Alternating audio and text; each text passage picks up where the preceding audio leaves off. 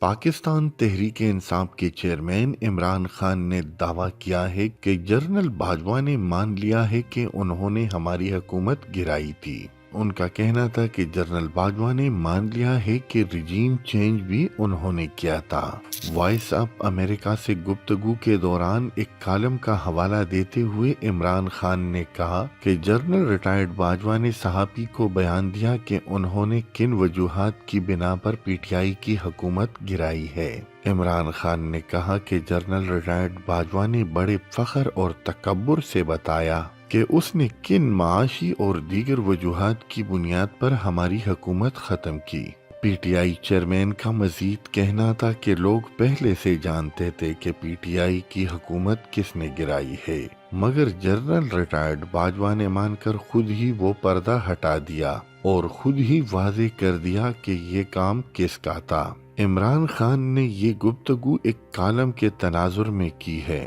جس میں صحافی نے جنرل باجوہ کے متعلق لکھا تھا کہ عمران خان چاہتے تھے کہ ان کی حکومت بچائی جائے، مگر جنرل باجوہ نے عمران خان کی حکومت اس لیے نہیں بچائی کیونکہ ان کی ریڈنگ تھی کہ یہ ملک کے لیے خطرناک ہے، یہ رہے تو ملک نہیں رہے گا۔ عمران خان کا کہنا تھا کہ پی ڈی ایم اور اسٹیبلشمنٹ ایک ساتھ کھڑے ہیں اور آنے والے انتخابات دونوں مل کر لڑیں گے۔ عمران خان کا کہنا تھا کہ آنے والے الیکشن کی منصوبہ بندی پہلے سے ہو چکی ہے۔